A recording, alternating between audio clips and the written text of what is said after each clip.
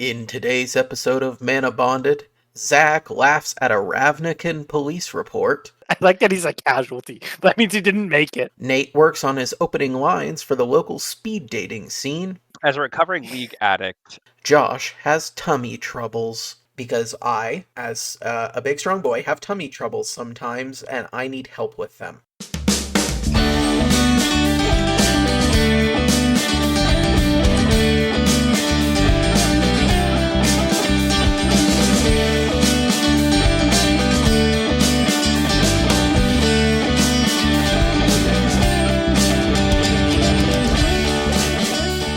Hello everyone and welcome to Manabonded, the first and only indigestion-free podcast. My name is Josh, I'm your host, and today I'm joined by my two co-hosts, Nate and Zach. Say hey guys.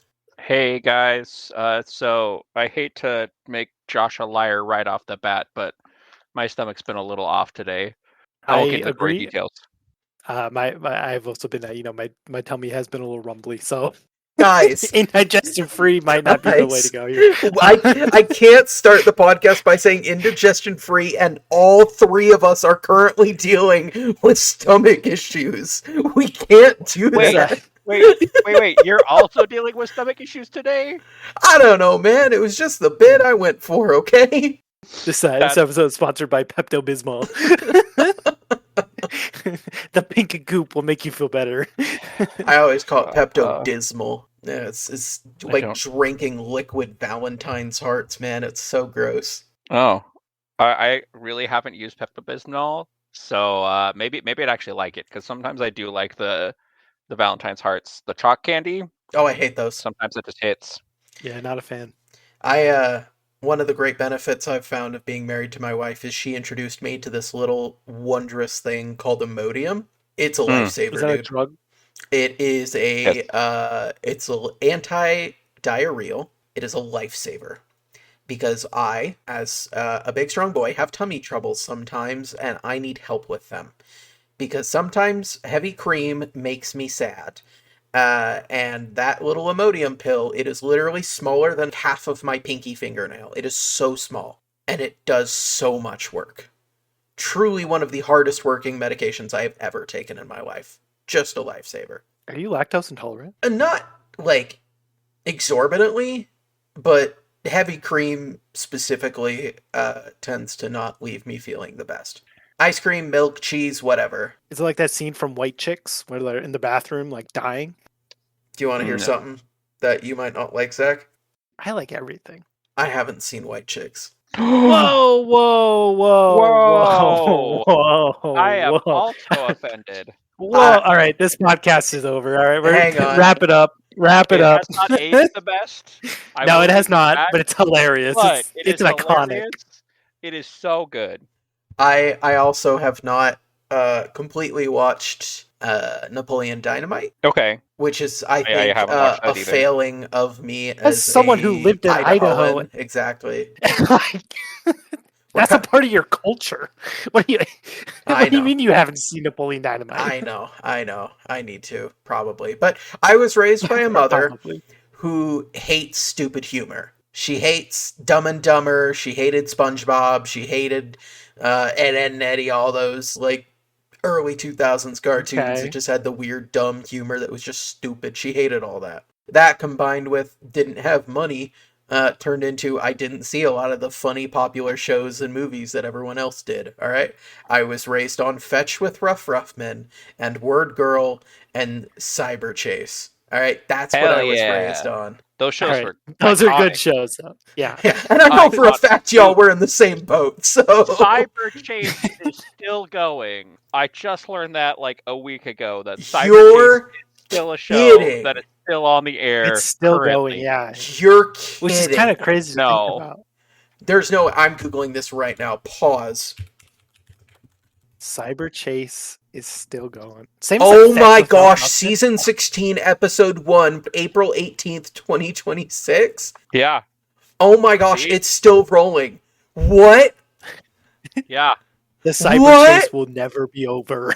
They're trying to figure out how to save the mother computer lady for like 20 years. One day we will save her. Today is not that day. It's just like one day Stewie Griffin will gosh. grow up, but it's not this day or any day in the perceivable future. But has the cast changed? I don't know. Or- Gilbert Gottfried died, right? Like right. guy So who they did the had to bird. change Gilbert They Gottfried. had to have a new one, yeah. They had But to change the but bird. at least. Christopher Lloyd was Unless- Hacker. Christopher Lloyd was in the show. Christopher Lloyd was Hacker. Oh my Yeah, god, man. I did not know that. Yeah, you didn't recognize that? No. That was like I didn't. saw him in like Back to the Future, and my first thought was, "That's the Hacker." I didn't think about it until you just brought it up. I'm like, "Yep, that is Christopher Lloyd. I can make out the voice." So crazy, dude.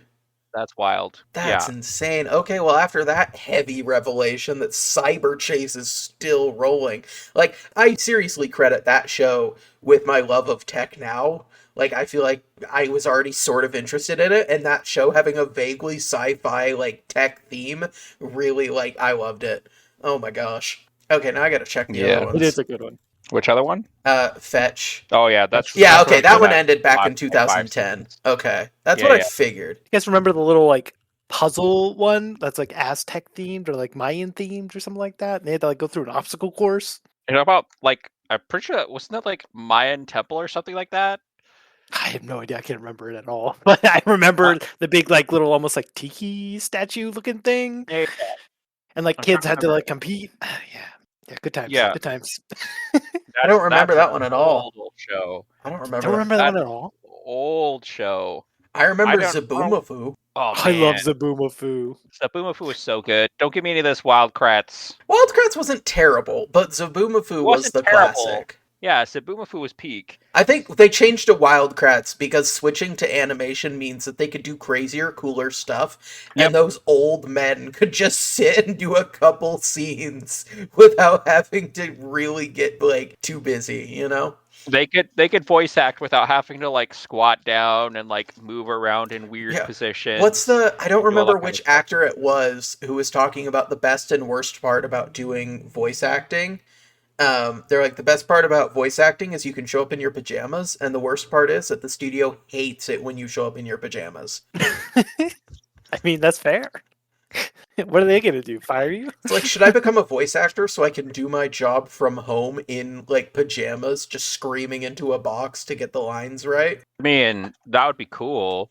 There's no way. I don't. Yeah, I already get to do that basically, except for I'm not screaming into a box. That's true. My boss We don't would have probably to not do like voices. We just talk generally and just yap, and we do well, I guess. Well, that. Yeah. we have fun. I Right. barely Well, have I'm a talking about my microphone. actual job. Support center job. Booyah. Get to work from home part of the Booyah. time. Pretty nice. I barely have a microphone good enough for this podcast, let alone voice acting. All right. For real. I think you could get one though. You can get a could. decent one for the not. microphone not I ridiculously have is expensive. like, it was like $30, I want to say. Yeah. It was super cheap, and it is not studio quality. It is, however, way better than what I had. That's fair. Let me I see. I need to get my mic Nice. from my buddy. Let me see if I can Nice. find it. Are we still doing a podcast here or what? Are we just talking about nostalgia? It's our podcast. Yeah. We'll talk about nostalgia if we want to. It's our podcast. you We might can need to cry cut if we want down to. a little bit. crying is not till later in the show notes. Didn't you see?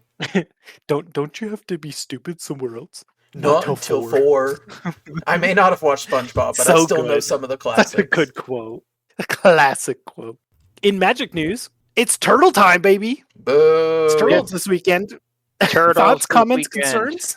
Only concerns. Yeah, a lot of I am excited concerns. for the commander deck and getting the different versions of turtles so I can have a Ninja Turtle commander deck. And then other than that, I don't really care. I didn't really look too much, but did like Yuriko get any cool ninjas that she might I want? I don't- mean, there's obviously like Oh, ninjas in general are yeah. good for her, but like I don't know. I'm curious now. I didn't really see anything too crazy. And But- it just feels but- like it's going to be Spider-Man 2. And Yeah, I'm basically. not very excited for it. This set feels like now we have other actual like decent options for ninja commanders. Which is Because nice. we had the turtle that came out in Jumpstart, but now we've got Master Splinter, which first doubles Ninja up on Turtle. ninja triggers, which are sick. That's pretty cool. Because I really do feel like it was like Yuriko's the only ninja commander. Like you had Satoru, Yeah. but honestly, Well, I mean, It wasn't really a it ninja wasn't really commander. ninja. Yeah. Yeah, he was. I'm gonna cheat in fatties. Like, hey, check out this Emrakul for 4 mana. Yeah. Hey, you didn't block here. Die to Blightsteel Colossus. Oops. Yeah, good Maybe luck, you should have buddy. played Magic better. Oopsie, someone made a poopsie. Just kidding, because I don't have indigestion problems right now, right? Nope. Apparently 0 not. indigestion problems for this Yeah, team. yeah. Yeah, not a lot of good Yuriko cards from a quick glance on the main set. I there am had to be looking through something, right? blue, Like, and I'm looking there at had the to be severe something. lack of ninjas. Dang. Yeah. I did like in the main set how every of the 4 main turtles had like their own color, or like they chose a color for those turtles. That was a good way to go about it. Yeah. Props where props are due, you know. But And they overall, also the set kind of just feels fit. bad. Yeah, they also fit with like their identity for the most Yeah, part. Like as best as they can within right. the color identities. Mikey being Magic. green is kind of but the other three feel pretty good. Are pretty great fits for where they're at. I do also think it's kind of funny that they're like, hey, we're gonna have every single ninja pair that we could possibly do. Right. And it also, looking over this, looks like we are having a version of each of them at every single rarity. Yeah, there is, for the main cast, there is a card for them at every rarity. And there is a card for every possible pair, like, combination of these guys. Them. Yeah. Turtle team up. I hate some of these artifacts, man. Ice Cream Kitty. It's an artifact creature food cat mutant. Hey. Its ability is you pay to sacrifice another creature or token, draw a card only as a sorcery, or do the food thing. That's horrifying, first of all. Okay, you're telling me if you had a cat that was made of ice cream, you wouldn't keep it as a pet? And can we talk about the abominations that are the food cards in this set? Yeah. Guac pizza and marshmallow pizza, spicy oatmeal pizza. That's a spicy meatball. Let's see, where's the one in black? Anchovy and banana. You should look up Pizza Face. That thing's creepy. Was a commander's plate? Oh my gosh. I know. Yeah. I don't like that one at all. Or food chain. Oh, I hate the food chain art so much. So much. I know everyone's like, ew, it's AI. Where did that 5th turtle come from? And I'm like, I'm pretty sure in the show there was like a random 5th turtle at some point. No, so I'm not gonna. There is actually, yeah. Yeah, I'm canonically, there's a 5th turtle, and it's a girl turtle. Yeah, I'm like, I'm not gonna. I think it's not even like a turtle. I think they're like a frog or something. But I'm just like, I'm not gonna fault them for that. There's a lady turtle. But I will say, why would be called Ninja Turtles if they're not turtles? All right, checkmate atheists. There was also a card that had them. Oh, Lessons from Life. Here it is, where the turtles are literally playing Magic the Gathering in Magic the Gathering. Oh, that card bugs me to no end. Did they play Shahrazad? No, it looks like one of them. Hey, I want to. They should be. Is this the first card to depict a Magic card in universe, in actual Magic that's not like Unfinity? I assume Unfinity has probably already done that. Yeah, probably. All the time. Right. Research Shooter is the one that pops to mind immediately. But in a legal standard set, this has to be the first card. Yeah, this might be the first card that depicts a Magic card in the art. But somebody was getting mad and calling this art was AI because one of the dice in the foreground, you can see the 2 and the 5 are on adjacent sides, and they were like, that's not how dice work. The 2 and the 5 are never adjacent. And I'm just like, not everyone knows that or cares. Yeah. I'm like, so if you ask the artists, do you think they paid attention to dice? I'm going to assume probably not, because they probably paid more attention to art, considering that they're doing this for a living. Yeah. Anyway, we do have some questions we want to chat about for a while. And we've got a couple questions that we're just gonna that's what we're here throw around and see how we feel about them. So this first question we're gonna get into is I just wanted to chat with you guys. What are some decks, some commander decks that you built, but you just gave up on after a while? Whether it just wasn't fitting your style, or you couldn't get it to work right, or one reason or another. What is a deck that you made and then gave up on? I'll say I had, obviously, the story of my Orlando deck that is now immortalized on HSM episode 181. Go watch it. It's wonderful. Shout out Howling Salt Mine, not on our podcast. Shout out Howling Salt Mine, the Flubber haters. Flubber haters. But I had that deck, obviously, but I have also really, really wanted to make Regna the Redeemer, Krav the Unredeemed deck work forever. Just a black-white tokens deck, life gain tokens deck that has seemed so much fun on paper. But when you're asking me to spend 5 mana for one commander and then 6 for the other and still be able to win the game, it is so difficult to make that work. And I really do want those to like make it work, to have that be a fun black white life gain token deck. It looks super cool on paper. I just can't. It just does not work for me for some reason. No matter what I do, the deck just never worked, and so I've torn it down, and maybe someday I'll try again, but not right now. That's fair. I gotta think about it for a second, because I brew a lot. Yeah, I got one. I got one if you need some time. Squall Seed Mercenary. Oh yeah. Growing up, the one thing I remember from Final Fantasy, I was not a huge Final Fantasy person, but the gun sword, iconic. Like, that is like one of my favorite weapons in all media. It's like the best parts of a sword, the best parts of a gun put together into a sword gun. Exactly. Like, how could it be bad? How could it be bad? And then, the whole game's a trip. So I never really actually played it because I'm like, I got lost and I had no idea what was happening. But the gunsword guy, Squall, 10 out of 10. Love him. So I made a deck around him, obviously using the beautiful, like, full art. But it's just not one that I've ever truly committed to actually making. Because black-white's not the best color combo. For more casual games, I think it is pretty good. And it would let me play Brina, the Demagogue. I think Demagogue is fine. Michael Bube. Yeah. Brina the Michael Bube. Yeah. Which is a 3 mana, 1/3 bird that basically lets, if somebody's attacking someone who has more life than another player, they get to draw a card, and you get to put 2 +1/+1 counters on a creature you control, which has always been like a pretty fun pet card of mine. It's a fringe card in Tayam, and I still need a copy. But it's pretty cool. I mean, Squall has a cool effect. Like, he gets double strike if someone attacks alone. If he deals combat damage to a player, you get to bring back a permanent card with mana value 3 or less from your graveyard. So with the double strike, you get to bring back 2.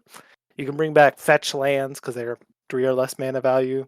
Like, it's a pretty cool way to, like, sidestep ramping by just bringing back lands that sacrifice themselves. So It's a fun idea, and I think it definitely has legs as a deck. It's just, I feel like it's too reliant on the commander to really be effective. Yeah. And a 4-mana commander is a little rough, so to, like, keep alive. That is true. Nate, what do you got? So a deck that I haven't necessarily completely given up on, but I've had very little reason to try and keep going with it. I guess there's actually a couple.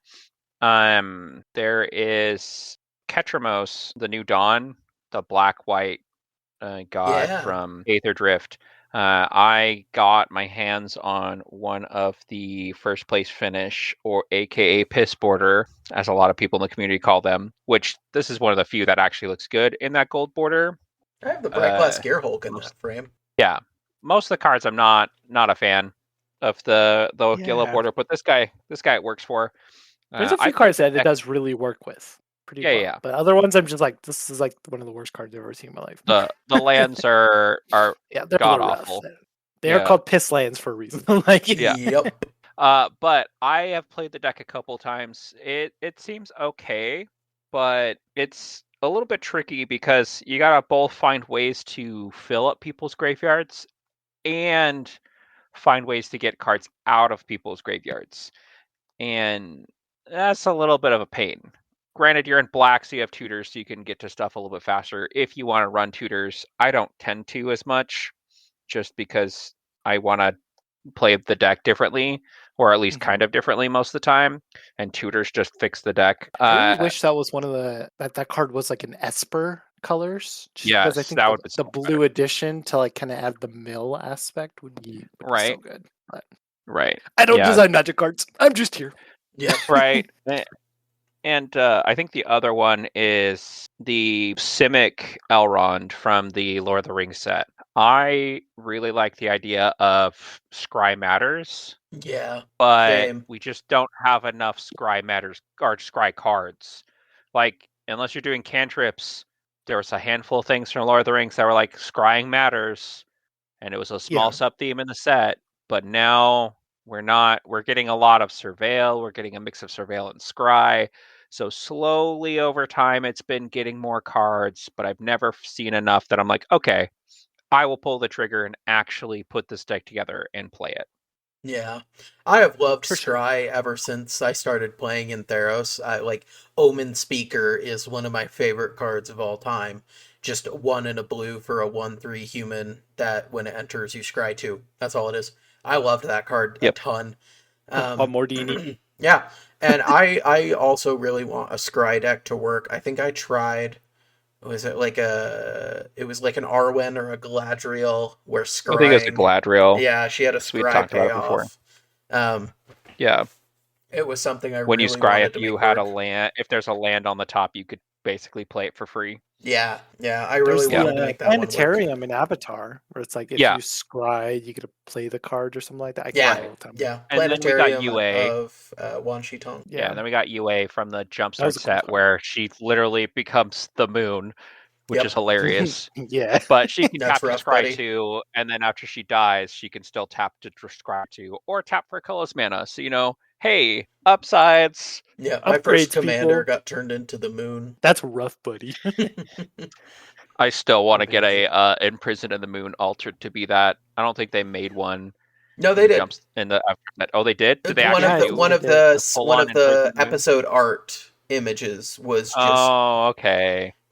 UA imprisoned in the moon or something like That that. makes sense. Hang on, let me see what it actually was That's because I know they did it. that's why I don't remember it. It's Sokka and Yue kissing. That's the art. But yes. Oh, why?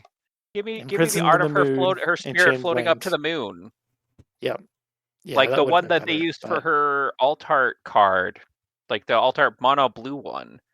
That one would have been great for an Imprisoned that in would the have been Moon. really good. At least they had Imprisoned in the Moon. That's You just know they true. had to. Perfect. They had yeah. to. I think Has that to card was designed as a nod to Avatar originally. Like really. Mm-hmm.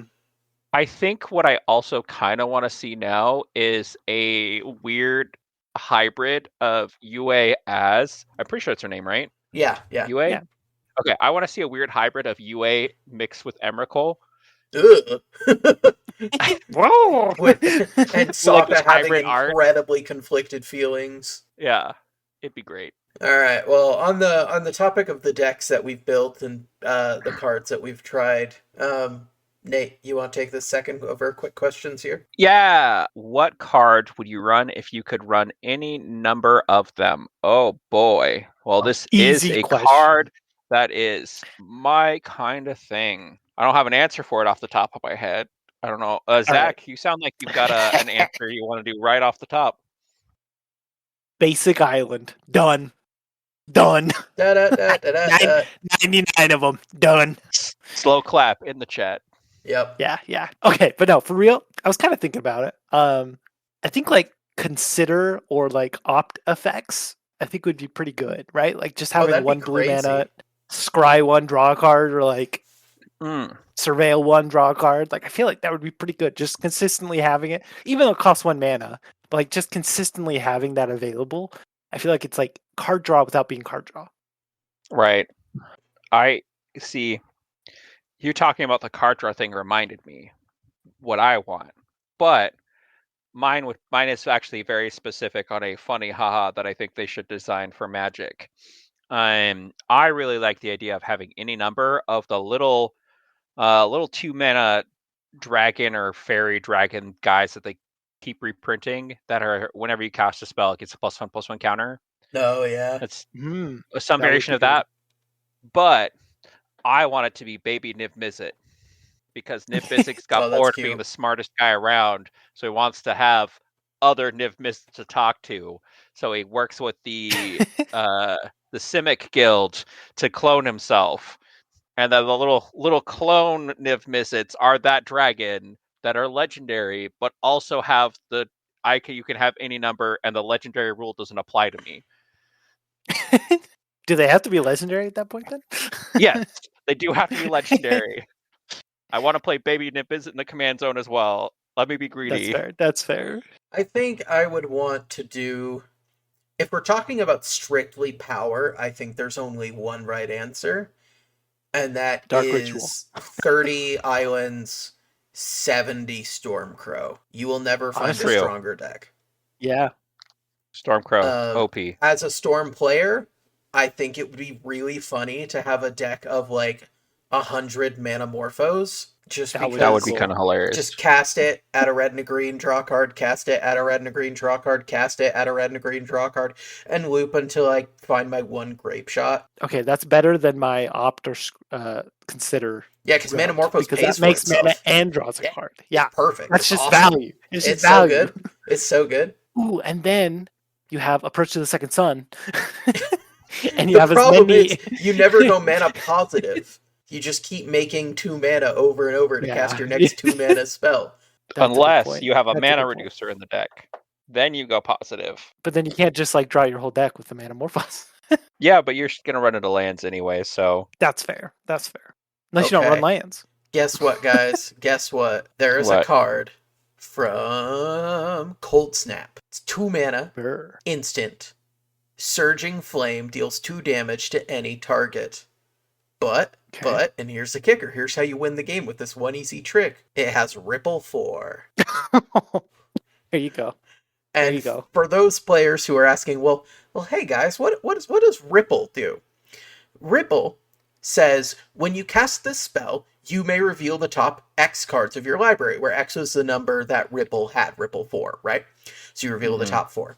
You may cast spells with the same name as this spell from among those cards revealed without paying their mana costs, and then put the rest on the bottom of your library. So, if you cast Surging Flame in a deck that has, 90 Surging Flames... You only need 30. You will just keep hitting Surging Flames and kill the table. Yes, realistically, you only need... you have to deal 120 damage, right? So you need at least 60 of them to kill the table. Yeah. But because it is a cast trigger that also casts the next spell, you cast one and it will cast the rest of them. Just done. Yep. So that's I think, the boring, that is easy why answer. Thrumming Stone is played in so many of the decks. I do have a different one that is one that I'm a little mad didn't have the any number. There is... I'm going to see if I can find it real quick. There is a cat from War of the Spark. The Charmed Stray. Charmed Stray is 1 white mana for a 1/1 cat with lifelink that gets +1/+1 for each other creature you control named Charmed Stray. Put the any number text on their wizard. It already is basically set up for it. Yep. I mean, yeah, honestly. Give me the adorable kitties.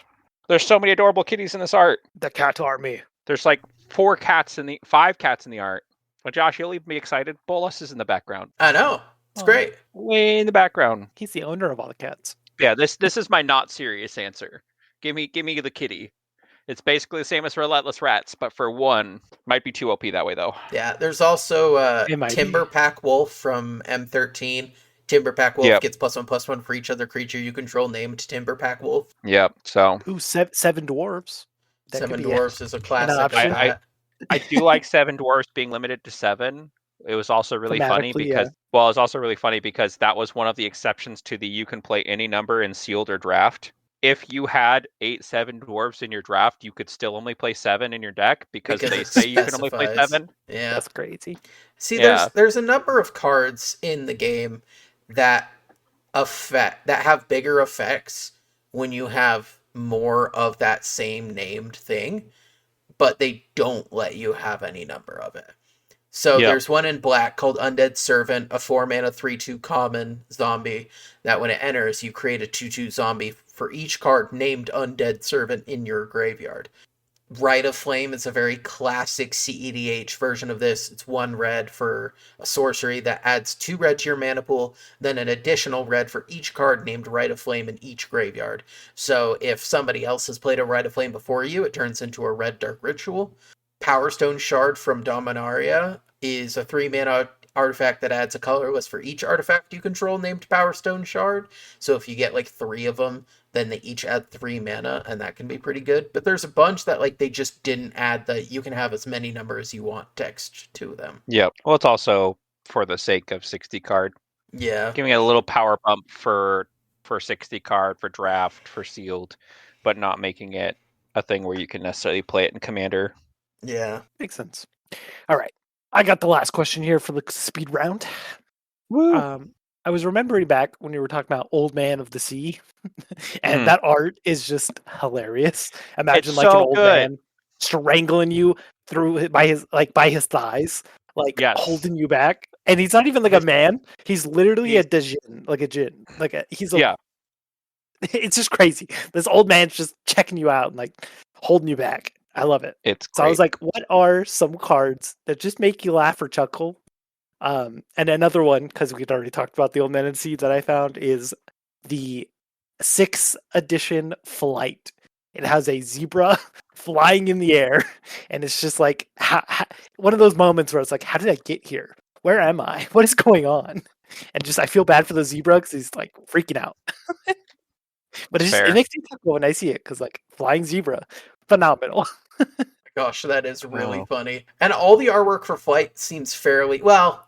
Some of it seems fairly normal. 7th edition just had a merfolk, which just a mermaid flying around. Wait a minute, yeah, they don't typically fly. But can I submit for your recommendations, everyone in the chat? I have my pick, Floodgate.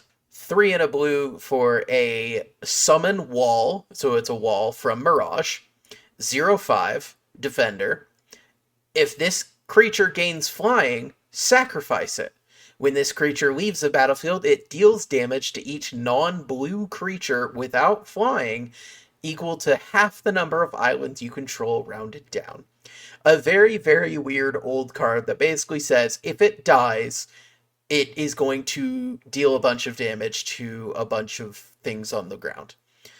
The part of this card that makes me laugh is the flavor text and the art. The art shows 3 goblins in varying states of running away from a failing dam, and the flavor text is, quote, "Quick, Rarok, teach me to swim!" Attributed to Mocked, Goblin Casualty. Nice. I like that he's a casualty. That means he didn't make it. Yeah. It is Somebody one of quoted him after the fact. It is one of my absolute favorite cards for just the combination of quick, teach me to swim, casualty. Did not get to learn how to swim quick enough. That did remind me of some goblins from a. I feel like goblins are pretty funny in general. Yeah, Magic. Yeah. There is a set of cards that have flavor text on them. I don't remember what they are, but they basically count down the goblins as they I am looking those up right now because I also wanted to talk about these. I also love these. Let me work on that, but I am working on this. Yeah. While you're looking that up, I've got mine. So a lot of mine come from old Magic cards because of the how it was harder to get the concepts to people and be able to like flag people, be like, hey, this is what I want. This is what we actually want. So way back in the day when they reached out to Richard Thomas to do magic art for Wizards of the Coast, they wanted him to do a Lemure. In D&D and other stuff, it's like basically like a goo monster kind of thing. It's consistent with the 9 hells in the 9 hells in D&D. Yeah. Oh. Well, yeah, Dante's Inferno, but they just basically ripped that off for D&D. Like Gotcha. Inverna, like the 9 hells are the same thing in there, basically. That's pretty standard. Yeah. Standard hell stuff, you know. Yeah. Standard Richard hell Thomas was not familiar with what a lemure is. He is very familiar with what a lemur is, though. Oh my God. I was about to ask if I spelled lemur wrong or if I was going crazy. He has a little lemur in the art, and it is this kind of like freaky looking lemur. It's got these razor sharp toe claws and little wings, so it's weird. Only toe claws though, not like hand claws. Literally just toe claws. Literally just toe claws. His hands are like adorable little baby hands. It almost looks like if you're familiar with One Piece, Chopper trying to hide or a little kid hanging on to A its little mom. It's like a koala and an eagle had a baby, Yeah. and this is what it made. So Yeah. I actually, Lemur. Nate, I don't know if you saw this. There was a video that Gavin Verhey did about this card when he opened A it up lemur? in the Lemur. Yeah, when he was doing his like pack a day sort of videos, and he opened one up in his Dominaria Remastered, and he talked about how there was the misunderstanding back in Ice Age, which led us to the original. They called to it in a card in Time Spiral called Viscid Lemures. Um, and it's the flavor text in each of these. So the flavor text in the original talks about the lemures being harmless, right? And then, because they're so cute and they're innocent, the Viscid Lemures has flavor text by Norin the Wary talking about, oh, lemurs, is that all? Finally, something harmless. And then the flavor text for the updated version of the Hylopterus Lemure is Norin the Wary saying, I was wrong, not harmless at all. Wonderful. Okay. So sort of finishing this story. That's great. Only seeing the Ice Age art of the lemur and then seeing this art of the lemur are two different culture shocks here. I'm like, Yes. this is like a lightning guy. That was a cute little animal, and now I don't know what to believe. I like the lemur when it's a cute little guy much more. Yeah. And there's the Viscid Lemures. And then you got the in-between one. Yeah, Richard Thomas, completely different thing than every other art I'm seeing here. Yeah. So, Nate, I found those cards with the poem about the goblin. I found them in order, so we'll start from the top. There's a card. This card is called Tidal Surge. It's a sorcery from Portal. I believe Portal was where it started. Yeah. Also in Stronghold, but this one, the one in Stronghold doesn't have the funny flavor text. Only the Portal Second Age one has it. It says, 4 little goblins trapped by the sea. One teased a serpent, and then there were 3. Ogre Taskmaster in 9th edition, a 4-mana red 4/3 that can't block. 3 little goblins enjoying their brew. One bumped an ogre, and then there were 2. Wild Griffin, 2 and a white for a 2/2 flyer in Starter 2000. 2 little goblins out in the sun. Down came a griffin, and then there was 1. Starter 1999. Tremor. 1 red mana, deals 1 damage to each creature without flying. 1 little goblin shook up the ground. When the dust cleared, no one was found. Aww. So, 4 different sets. I had to find these flavor texts, and they're probably on more versions. It looks like they're also in Starter 1999, and Portal Second Age has the flavor text of it. But yeah. The fact that somebody on the team was like, I'm going to reference these goblins in these flavor texts for years is hilarious. It looks like it's Portal Second Age was when they were all kind of That's crazy. Well, it looks like they all came from Portal Second Age, and then some of them got reprinted with that same poem in it. Oh, okay. Gotcha. Kind of reminds me of the like, I forget how many monkeys it is, but they were jumping on a bed. Yes. Yeah. And one fell down and they bumped their head.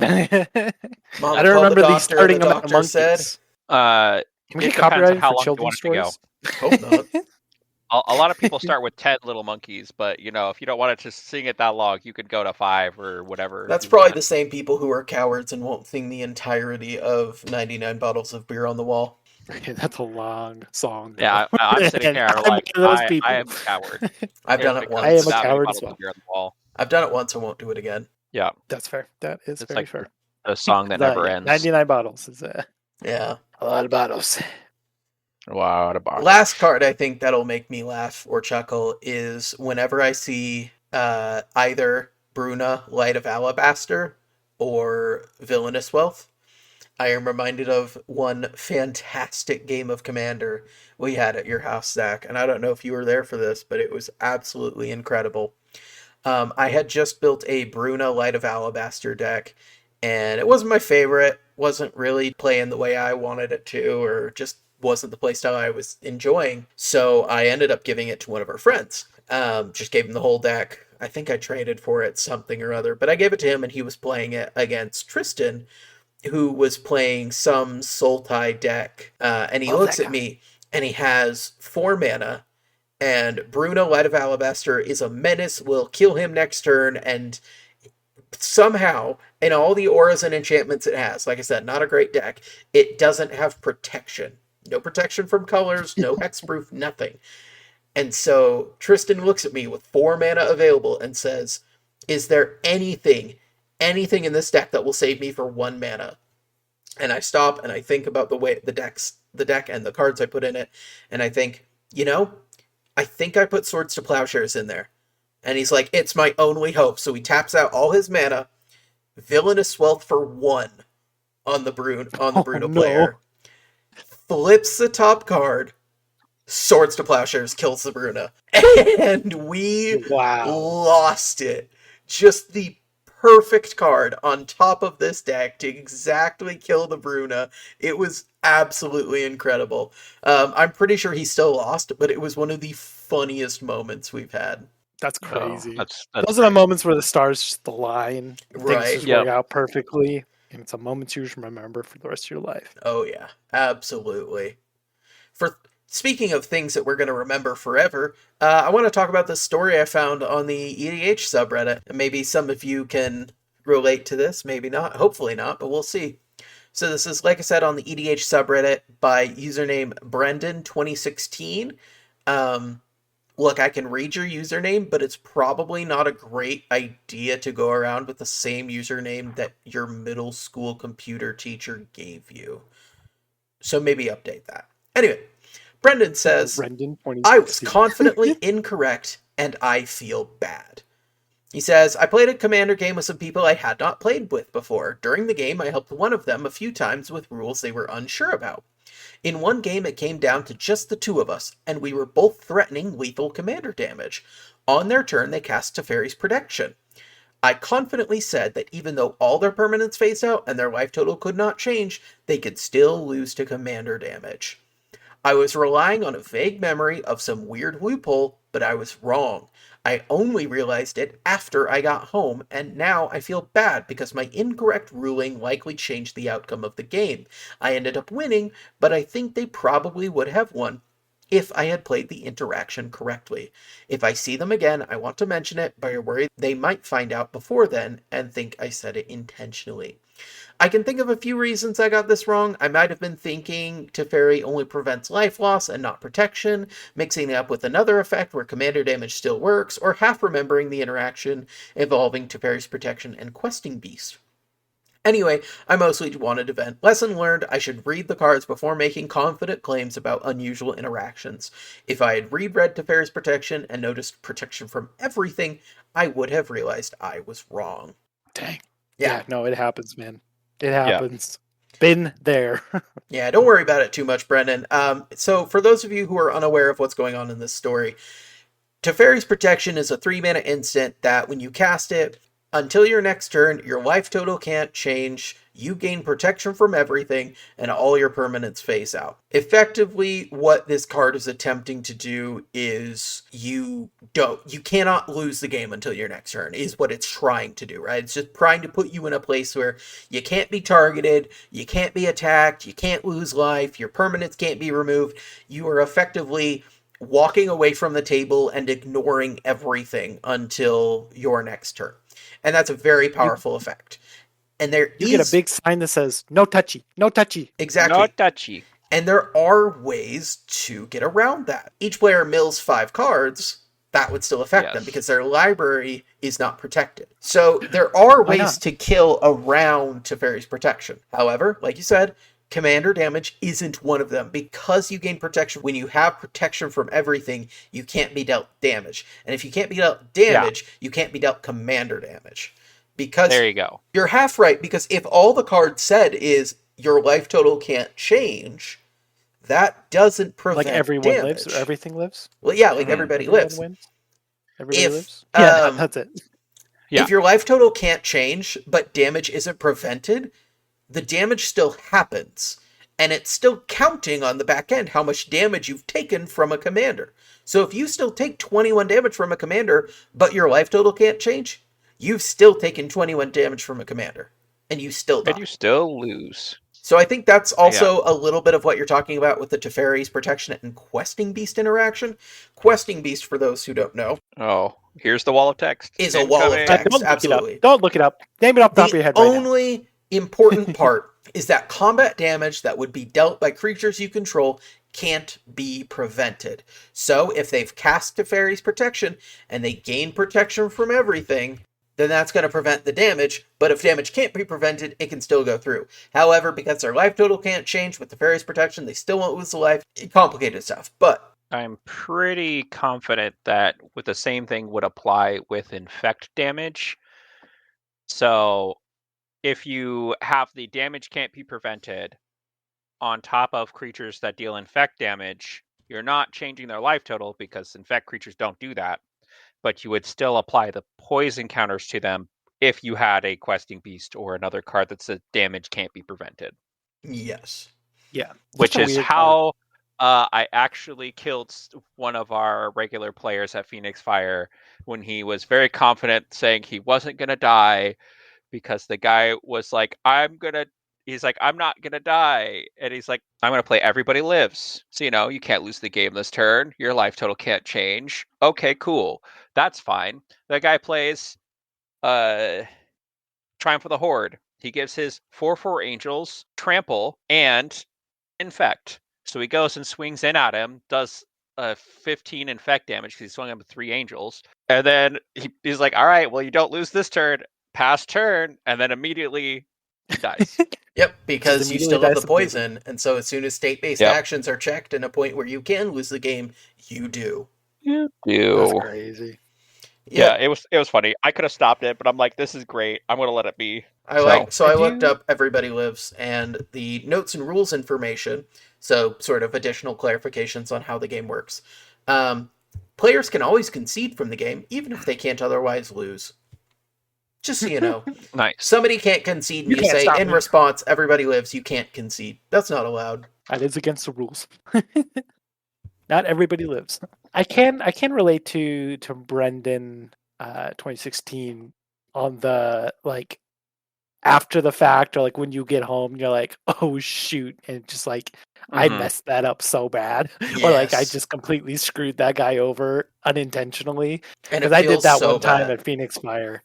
Yeah, I played an Orcish Bowmasters, and then I did a Windfall or a Wheel of some kind, and my math was just completely wrong. I think I did like 36 damage to somebody when it shouldn't have been that at all. And I'm I don't know what I was thinking, but I should not have this huge orc army, and I should not have dealt 36 damage to your life total directly. That's my bad. Oops. And then after the fact, like the guy was chill about it, but I was just like, I'm so sorry. I completely messed it up the next time I saw him. I was like, I'm so sorry. I feel so bad about that because it completely ruined the whole game. I messed up a bad judge call at Phoenix Fire where a player played Carter Doomscourge, who he says when he enters the battlefield until your next turn, creatures your opponents control attack each turn if able, and attack a player other than you if able. And I incorrectly told the players, because this was their question, they said, well, he played this last turn, and I played this haste creature on my turn. Do I still have to attack with it? Because we're still in that same one turn cycle where it's affected by Carter. And I incorrectly ruled, no, you don't, because that thing wasn't around when Carter came down. Turns out I was wrong. Carter doesn't goad, similar to what I thought it was trying to do.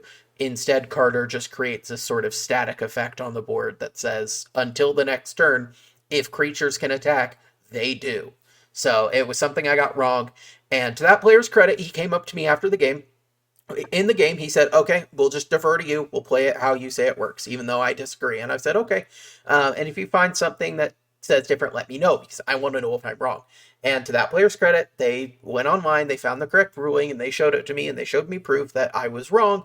And I said, I'm so sorry. If you want to stop a game and show me the rules, and then you totally should, right? Please stop the game and let me know if I'm wrong, right? There's not a lot of judges here. There's no appeal to a higher judge, so you need to let me know if I'm wrong. We're all human. Yeah. So I felt really bad about that. To be fair, I would 100% off the top of my head think it worked the other way because the creature doesn't see the Carder entering, or like it wasn't there when the Carder Yeah. entered. And that was So kind of like what I was I would thinking. think there's no way that he would have to attack with it. Most Yeah. effects Honestly, are like that. that's fair. Yeah. Yeah, Carter's a little weird in that, so. Yeah, Chucky's pretty weird. Yep. All right. Well, we've got one last question we want to chat about for a bit. And this is some thoughts on the current cEDH metas. This is posted in the competitive EDH subreddit by user Jimmy Huang 0917. Once again, please leave behind all of the usernames you were given in high school. Thank you.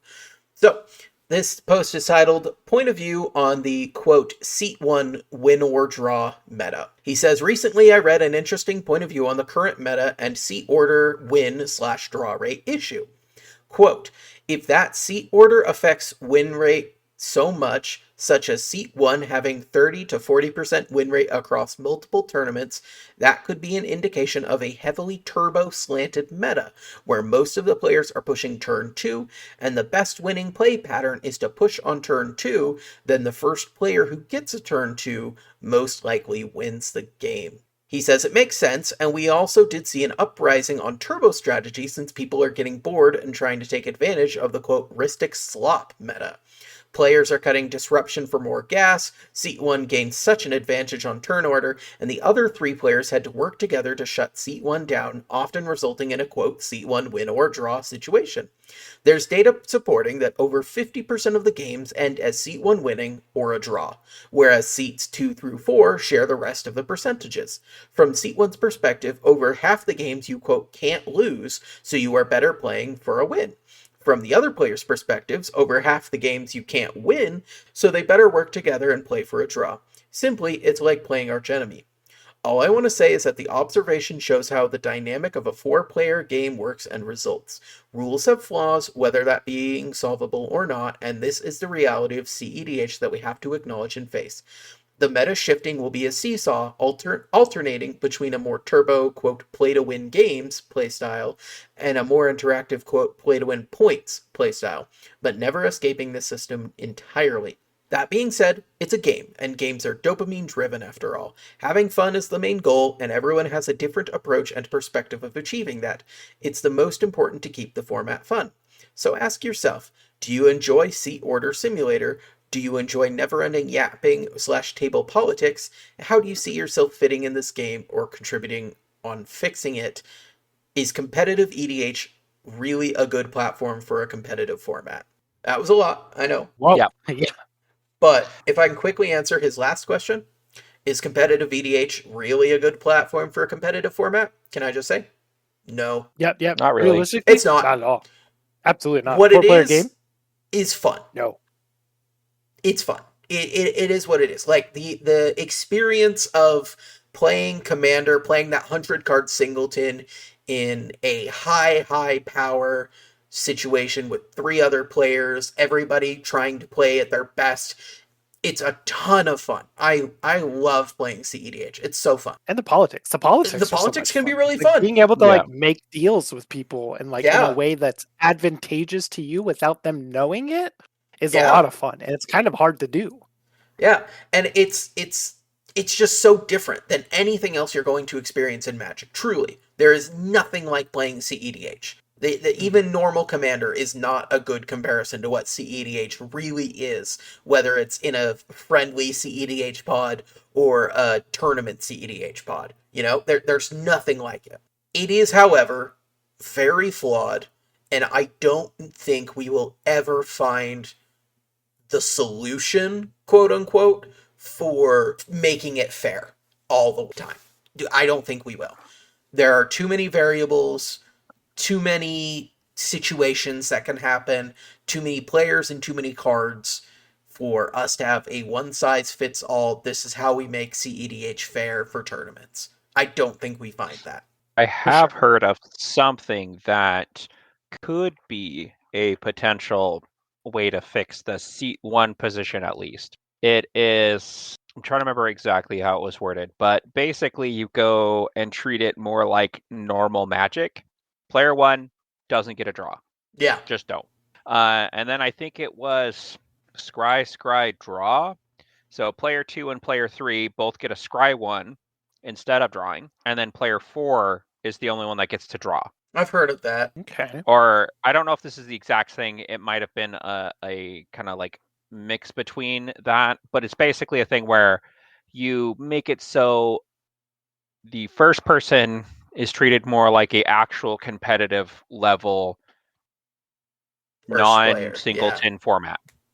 So you don't get a draw, and that's the only real difference. And then to treat it more like that competitive thing, you kind of lean into the we're getting closer to a draw as we get to the end of the turn order. So player 4 is the one that actually gets to draw because they got stuck with the last spot. Yeah. I think the I feel like that'd be simplest fun to version try. of that I've seen is players 1 and 2 don't draw, players 3 and 4 do. Just kind of like doubling how it is in a 2-player game where player 1 doesn't draw and player 2 does. Players 1 and 2 don't draw, players 3 and 4 do. If you were in a 6, it would be 1, 2, 3 don't draw, 4, 5, 6 do, you know? Just the first half don't, the second half do. And I think that's the simplest version of that, but I have seen a lot of variations on this. Maybe we take away the card draw from player 1. I definitely think player 1 should not get a card draw. I think going first, like a turn 1 Mystic Remora is infinitely better than a turn 4 Mystic Remora. Yes. And like what hands you keep do matter. Like the turn order matters so much on like what kind of hands you keep. It does. Right. I'm not keeping a Mystic, like a 3-card hand that has Island Mystic, like Force of Will in seat 4, because that just sucks. Because my Mystics, well, if I'm down to 3 cards, I might do it. But like, I'm going to play Mystic on turn 4 after everyone else is gone, developed, and I've got nothing. Yeah, but if you are first, it might be a reasonable thing to keep. If I'm first, I will keep Island Mystic. I will, because it is. If I'm that desperate, it is still going to be a hand where if I'm going turn 1, Island Mystic, I can stay in the game if people feed into it like they always do. Yeah. So like it does matter a lot in turn order. So I think if the first player doesn't draw, that's not that big of a disadvantage overall. Yeah, like, honestly. Right. I don't think it would make that much of a difference.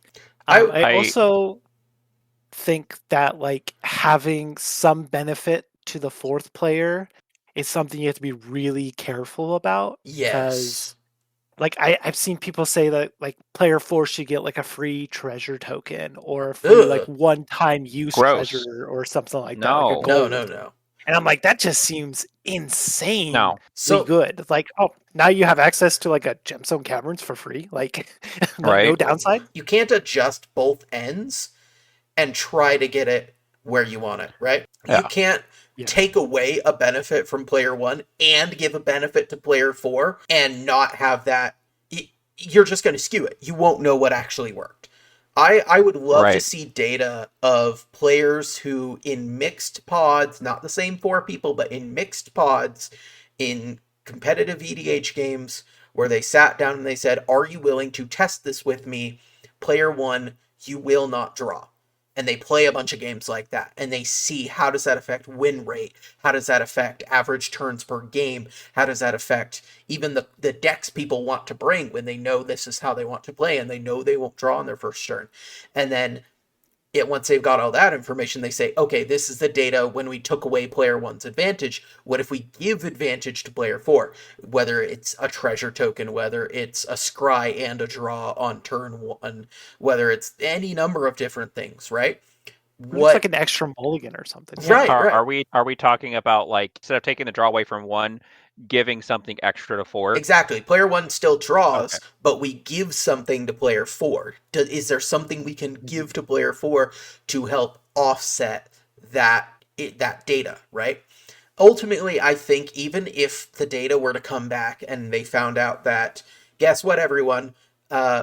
Games are significantly more even. Like the seat order turn win rate is significantly more even across the board when players 1 and 2 don't draw for their first turn.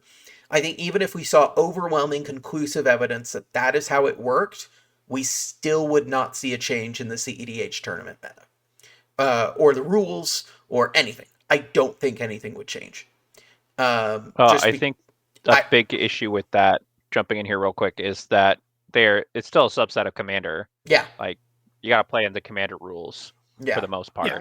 And It you could has have its own format to do that. You could have a tournament that says, "Hey, we are adopting the alternate competitive turn rules where Like we're players 1 testing and it, 2 seeing will how it not is. draw." Right. And they can Yeah. adopt that, and that could be widespread across all cEDH tournaments. But I still don't think it would get any traction, and it would cause more problems than it would solve for the first little bit, because how many games would you have where a player sits down, may not know about it, may have forgotten about it in between rounds, goes to turn 1, Yeah. draws his first card, and immediately hand shoots up, judge, like every time. I think I would like to see more attempts at how this can be fixed. Yes. Just because I think it is absolutely an issue. Like, seat 1 is a massive advantage. I mean, already, like, is this a competitive format? It shouldn't be. Like, realistically, you're coming into every game with the maximum amount of chance of winning is 25%. Yes. Those are not good odds no matter how you look at it, Yeah. right? But I do think we should have more tournaments that are trying to adapt to fixing this issue, just to see what could work on a wide scale of things. And even not even in just competitive, like even in casual Commander, going first is still such an advantage. Yeah. Compared to anyone else. Like, I think that the difference with casual, though, is it's casual. If player 1 it's not gets as a big bit of of a an deal, advantage, who cares? The games. I think they pointed out where if players are pushing for a win on turn 2, and the best option is to win on turn 2, then the player who gets a turn 2 first wins. And I think that is something that is exacerbated the less turns you have in a game. If turn 5 is the optimal win turn in your casual pods, whoever can get to turn 5 resources first will win. And I think in a longer casual game, that turn where it's time to win becomes more muddied and less of a problem. And so in a 4-player game across 10 turns in a casual game, that win rate evens out beautifully, where it is really close to 25% across all players. But it becomes worse when you are looking at these short, quick 3 to 4 round games, Yeah, because if you're winning turn 2 or turn 3, like by the time first player gets a turn 2, everybody else only had 1 turn. Yeah. And that's usually to set up some kind of engine or a dork, and you're typically tapped out mana-wise because you're turn 1. Like, my typical Tyam turn 1 turns are land dork. That's like the best I usually get to do is land in a dork. If my opponent, who is a seed ahead of me and goes first, is on Rogsai, the fastest deck in the format, the most consistently fast deck in the format, if their turn 1 is Swamp, Dark Ritual, Necropotence, their turn 2 is going to be winning the game, and my turn 2 would have been another dork or a stacks piece. Before I can develop to a reasonable point to interact, he is leagues ahead of me and winning the game. And because of seed order, I've got nothing. So seed order is a huge deal. I don't know how much seed order can be fixed. Like I said, I would love to see big number data on does it make a better difference to take away the card draw from player 1, or is it better to give player 4 a boost? I would love to see data on that. I would also like to see, and I know there's been some experimentation in this field with the point systems that people are using. I know initially we had there's a point system where you get a win or you draw. Wins are worth like 5 points. A draw is worth 1 point. A loss is of course nothing, and you need X points to make the top 16 cut, right? Depending on the size of the pod. That's been the very traditional way of doing it. There's a new way coming out where basically every player starts with 1,000 points. Every game you bet 7% of your points, and then each time, if you win your game, you take all of the points in the pool. If you draw, there is no points handed out. You just lose that 7% of your point value. And top 16 is, of course, the 16 players who have the highest points at the end. So it disincentivizes draws by making there no benefit to a draw. In fact, a downside to a draw. So it really, really disincentivizes you to try to draw out your games. Instead, what it's really pushing for is saying, look, if you win, you get a ton of points. If you lose or draw, you get nothing. So wins only matter. We did a tournament like that with that rule system here in Boise.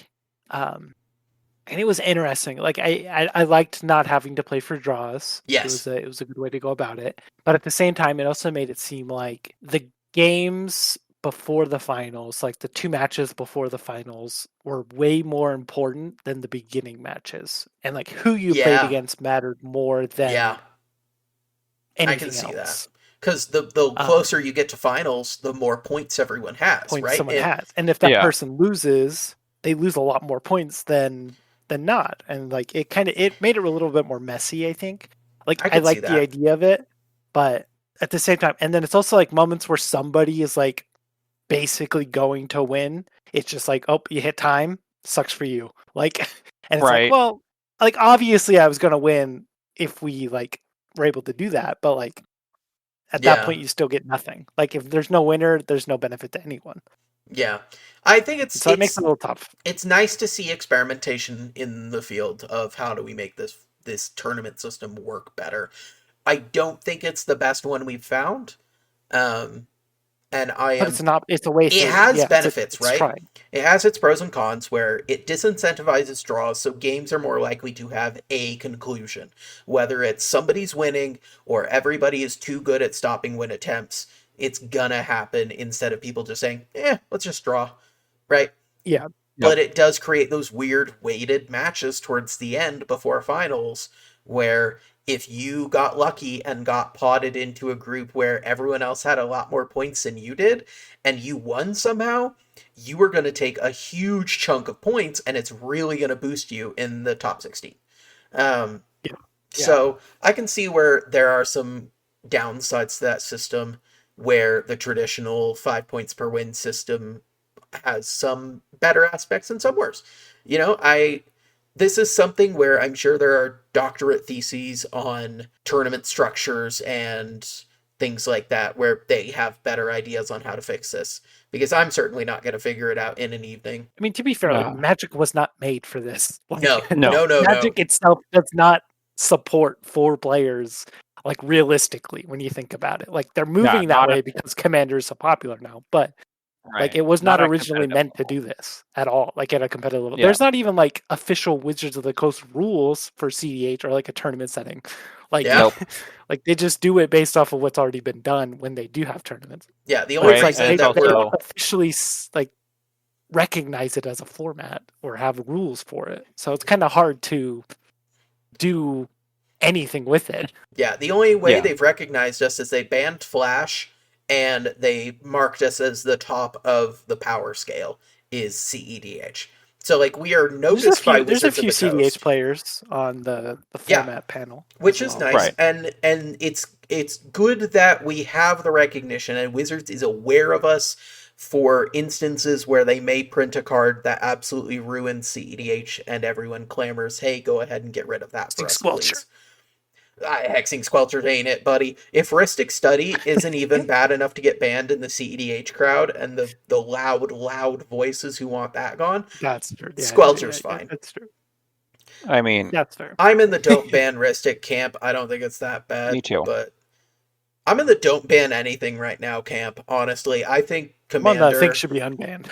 Commander and cEDH as a whole have been in a really good spot, I think, for the last, like, as far as, like, the ban list and the power level of cards. We are having power creep. We are having just a plethora of new legendary creatures every year, and that's creating its own problems, but I really do think that playing Commander has felt the best it ever has to me, truly. Sitting down and playing the average game with average people feels better now than it ever did, I think.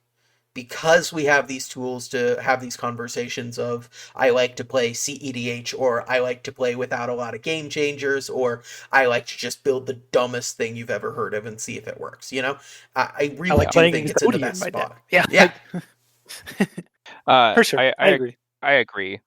Specifically for when I'm playing with people I don't know, yeah. because playing with friends, I definitely think like good old days memories a lot recently, but like, oh man, No, especially nothing with can us top talking about stuff those. on the cost. Yeah, it's like good old days. It's like, okay, that's some of my favorite games were around a kitchen table, Yes. whether at Zach's parents' house or whether at the house our buddy Tristan lived at. Yeah.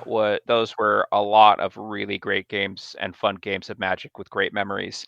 But if I'm sitting down with a bunch of random people, we have so many great tools nowadays Yeah. for figuring out how we're going to play an even match. Yeah, and like I've said, I think Sure. my number one reason that I love cEDH is it is just Commander with its biggest problem solved. It is Commander where everyone knows what the power level of everyone else's deck is. There is And no, everyone has oh, the same goal. I didn't bring something as strong as what you brought, and now I feel like we're mismatched. It is just, we all said we wanted to play cEDH, our most powerful decks. That's what we're going to do. That's what we're going to play, and that's what we're going to love to do. And I am absolutely here for that. That is why I love cEDH. I will absolutely push anybody who's even remotely interested in cEDH to come try it out. We love proxies. Don't worry about the price. I know Gaia's Cradle is like necessary for a lot of lists and is $1,000. Don't worry about it. Printing is cheap. Go to your local library, support them anyway. Print out all your cards, and it'll cost you $5 in printer ink over there.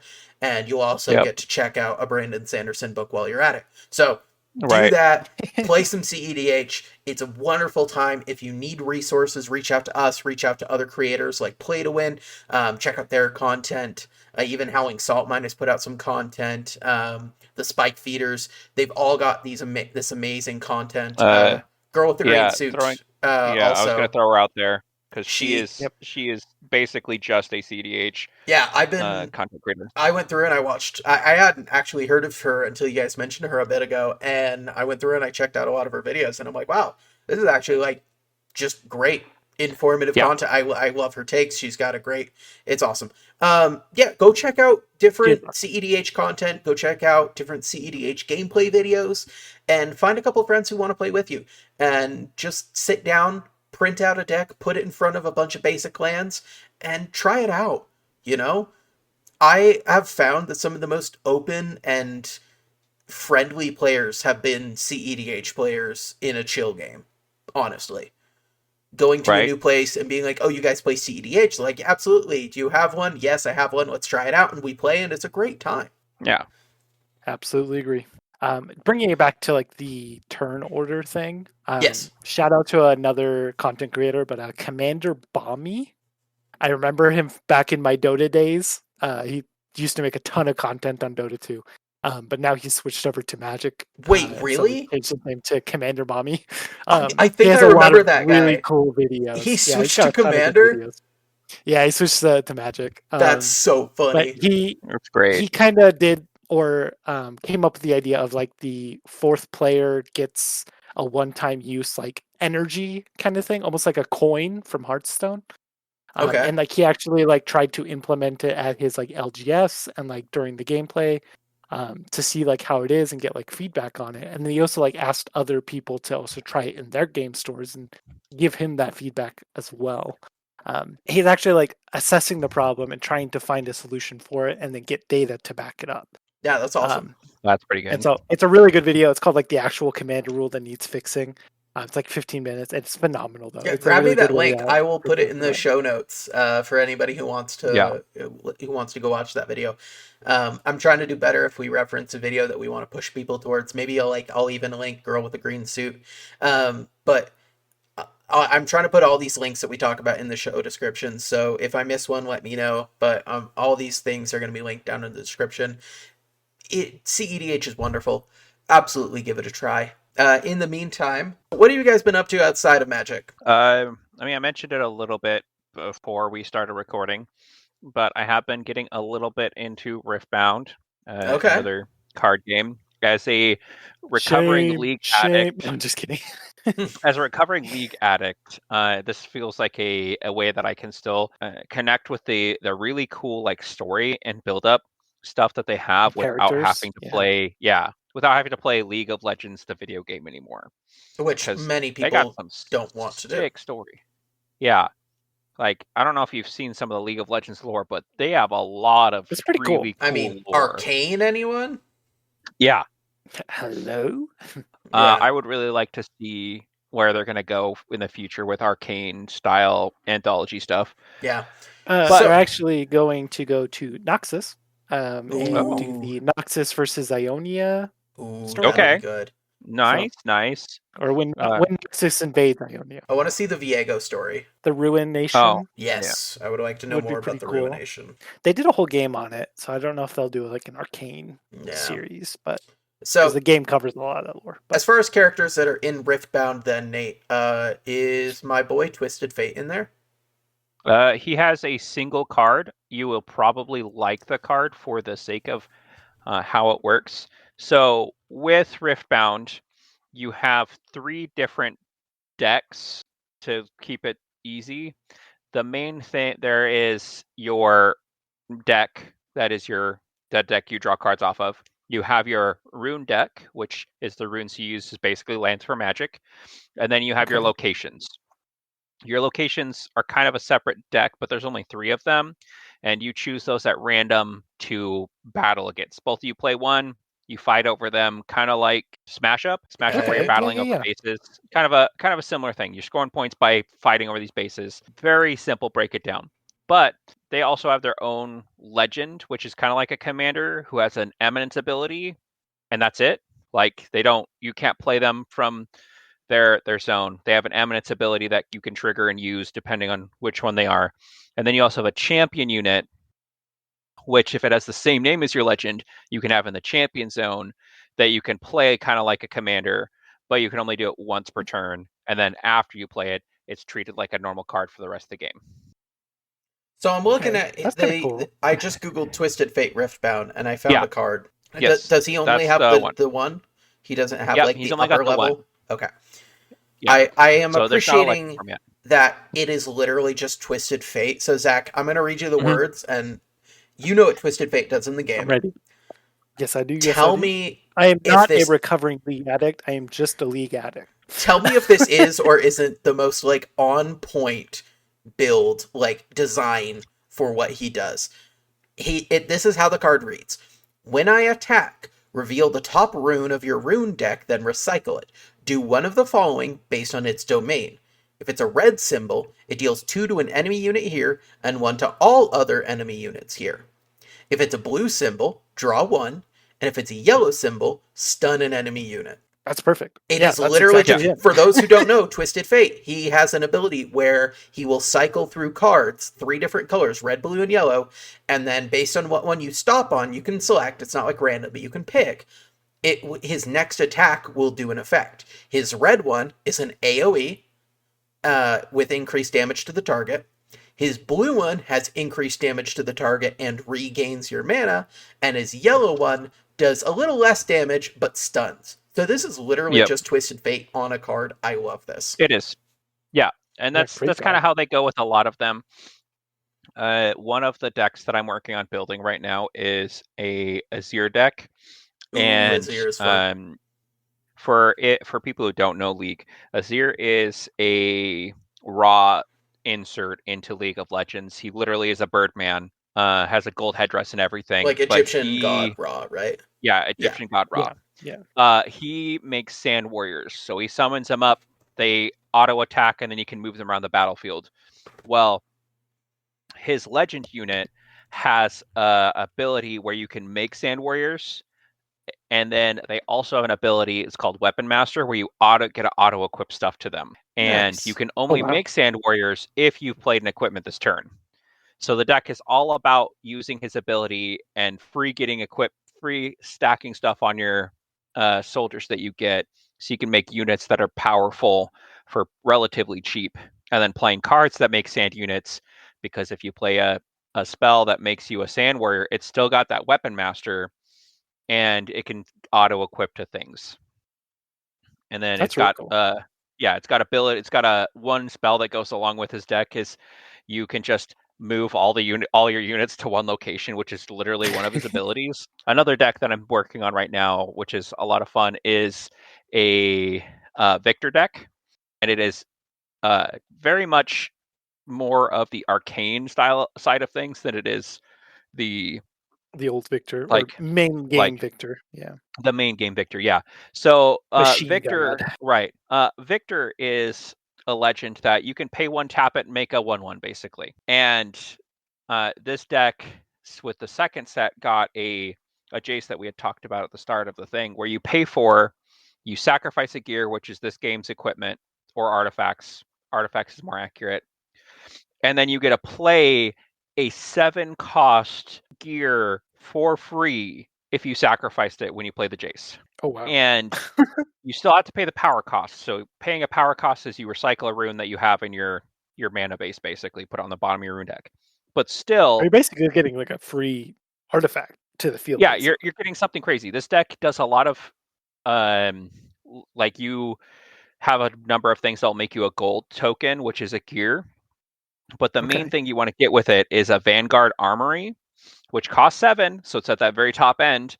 You have to recycle a yellow rune to play it, but that's fine because you get it out. And then you can tap it to play 3 1-might units. So basically 3 1/1s. And how the lands work in Riftbound is you start the game with two runes out. And at the start of each turn, you do 2 runes, except for turn 1 for player 2. They get an extra rune at the start of the turn. That's how they fix. First. Yeah, that's how they fix it. You still get a draw on turn. You still get a draw going first, I believe. I've basically just played at a pre-release with this game. I'm trying to get going so I can go on Saturdays when they do it locally. It seems really good. Like I've heard very good things from people that have played it, and a lot of people that played Magic got into it and have really enjoyed it. So yeah, definitely something I think people should check out. Yeah, it's a lot more fast-paced. The downside is with this game, at least currently, the one gripe that I have is, well, the main gripe that I have is the leaders are cheap. The champion unit that you usually want to play with the deck is not usually cheap. Usually it's like you go from a 30-cent leader to like a $10+ card for a lot of the decks, which for your champion unit. Not the worst because you only need one, but each legend also has a signature spell, which is both of their colors. And those can be spendy. Like the Azir spell, now that people have caught on and like, oh, Azir's great, went from a $13 card to a $35 card. And if you're playing the deck and you want to play it optimally, you want 3 of them because 3 is the playset limit for Riftbound. Okay, so yeah, it kind of gets expensive a little quick.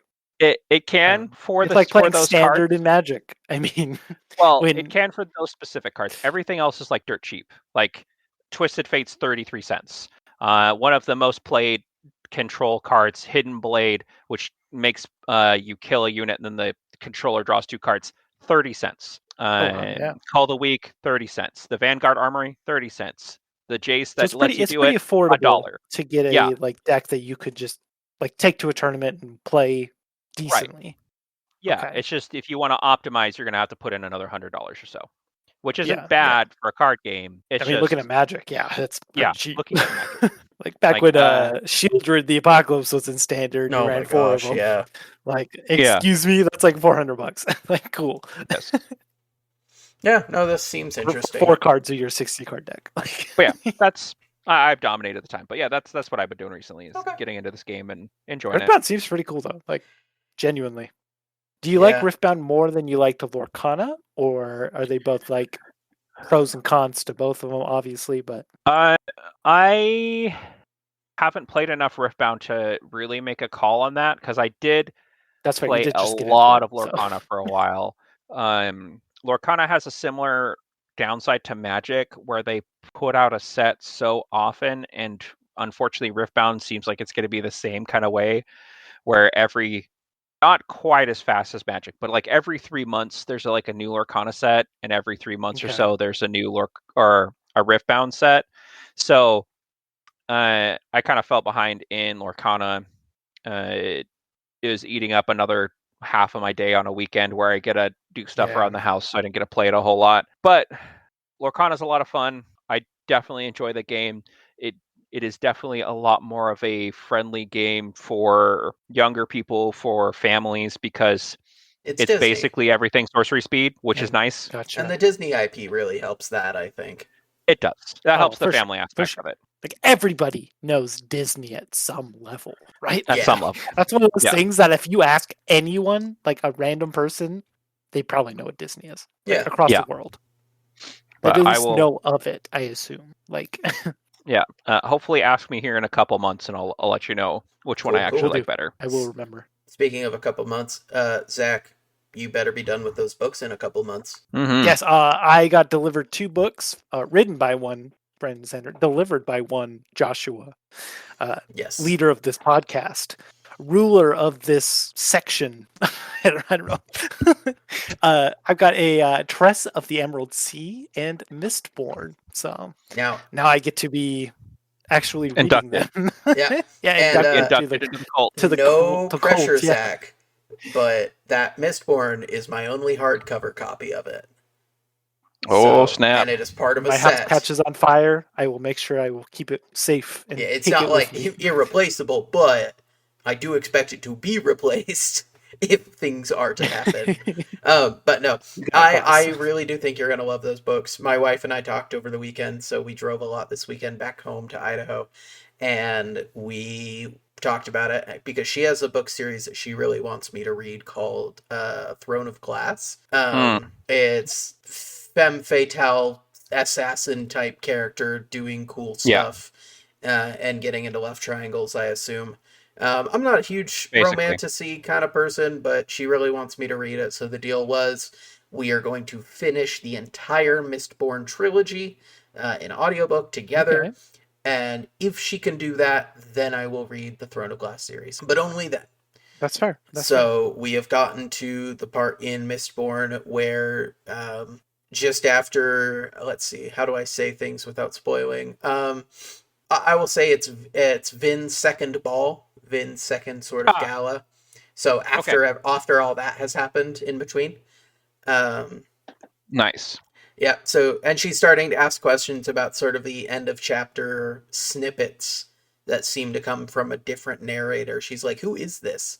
And I'm just like, I told her ahead of time, I will not say anything. I will not confirm nor deny her theories. I will just let her experience the book. Yeah, Zach, you will notice those at the start of every chapter, specifically in the main Cosmere books. Mistborn, Era 1, and then Stormlight Archive. And then also Mistborn Era 2, if you ever get that far. They all have the books they all have these little chapter headings that are little tidbits that are little things that you're like, what is this? Yeah. If you don't understand it right away, that's fine. Nobody does. That's okay. Yeah. Nobody gets it right off the bat. They're snippets from other in-universe books, basically. Mm-hmm. So that is kind of what in-universe characters. True. Depending on where you're conversations that they might be having. Yeah. Good stuff. Cool. I will keep an eye out for it. Yeah. Start with shout out to our viewers. If anybody has fairy smut recommendations, please send them my way. Okay. Please send them my way. Actually, just whatever good smut you got, send it my way. Not my cup of tea, but I'm glad somebody reads it. Have you heard of Fourth Wing? Fourth Wing? I'm going to look it up right now.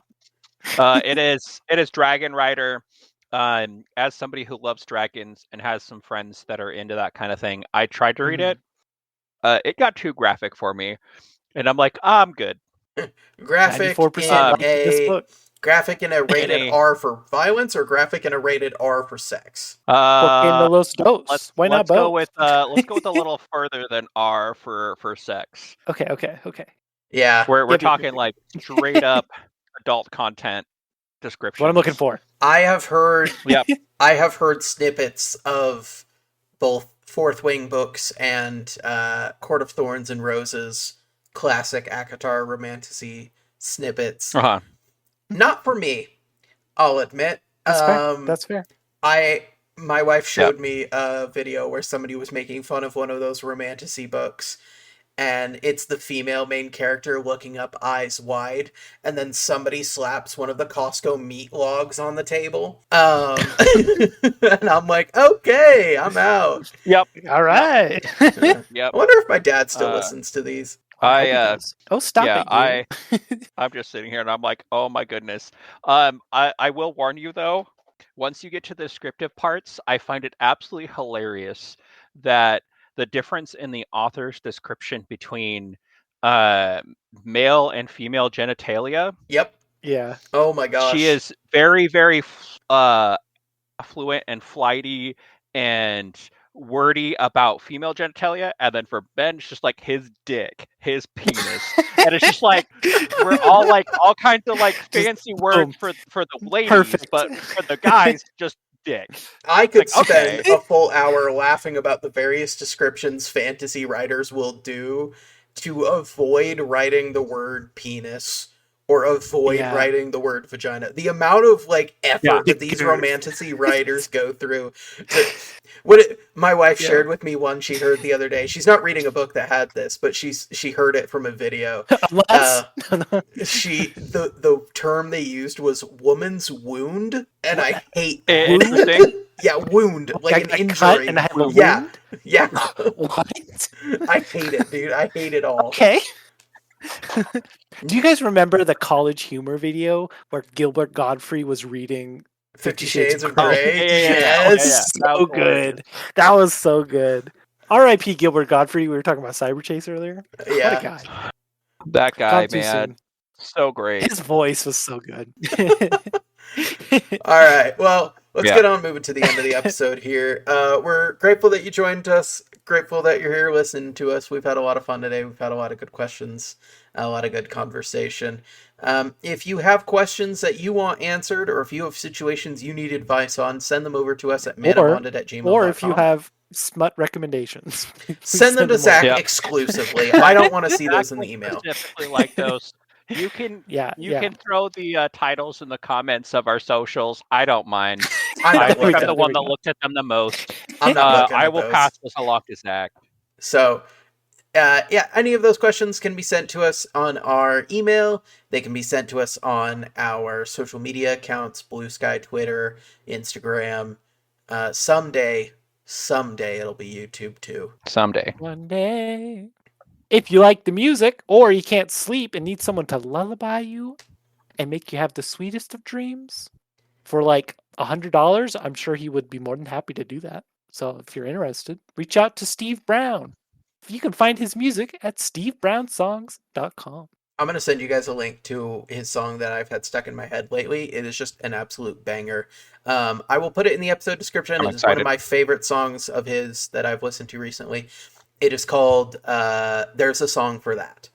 It is a incredible song, just absolutely like his style in a nutshell, feel good song. I'll put it in the episode description. Wonderful song. Did he have a song about frogs? Yes, at one he point? did. Or a frog? Okay, I remember that in my memory. So that little song is called Happy Little Duck. Happy Little Duck. And that is also on his Spotify. That one, if you're a fan of, let's say, PETA, People for the Ethical Treatment of Animals, if you're one of them, you may not appreciate that song.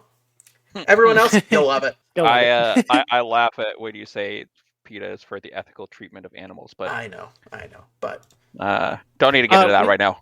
We should get Steve Brown on the podcast for a while. Someday, I think. We talk about. I've thought about like magic cards and the music that they would listen to, or like the music that they would do. And I do know Steve Brown has played Magic a couple times. I actually got to play with him about. Not surprising. I got to play with him about 3-4 weeks ago. He was performing at a wedding I went to. Nice. And so he and I played the night before. It was a good time. I've always thought it would be really fun to have him on as like a guest if we do a live show. What's his color combo? What's he like? I don't think he's played enough to figure that out. That's fair. Is it just like you're like, hey, you want to play some Magic? And he's like, all right. Yeah, it's whatever deck I hand him, basically. This last time it was Galta, and he won. That makes sense. The big dino go brr. Yep. Yep. Big Dino be doing big dino things. The art for our podcast is done by Shadow Eclopex. You can find his artwork at the link in the show notes. He is open to commissions, so if you're looking for some fun art that's in the same style as ours, or just looking for art in general, you can check out his stuff and reach out to him, and he's happy to work on it. And if you have any questions for us, or if you want to see any of our social media accounts, we do have a link tree in the description. That'll make it easier for you to find all of our links in a single place. Reach out to us with those questions, comments, or book recommendations. We thank you all for listening. Again, we love to do this. We want your questions. We need your questions. Please send them in. Tell your friends to send them in. We really do love to send your friends in. Send your friends in. Mail what the them heck? to We'll us. have them on. Mail your friend to us. Right Zack now. needs company in his dungeon, and so for a small pittance, I've got books now. I need someone to talk about books with. We will allow you about 30 to 35 minutes of one-on-one time with Zack down in his dungeon. We do ask that you stay behind the black and yellow safety line while you're down there, as he does lunge. And the chains are there to keep you safe. So, yep. Chains are for your safety, not mine. Yep. That'll be all for us this week. Thank you again for listening, and we will see you next week. Okay. Bye-bye. Bye.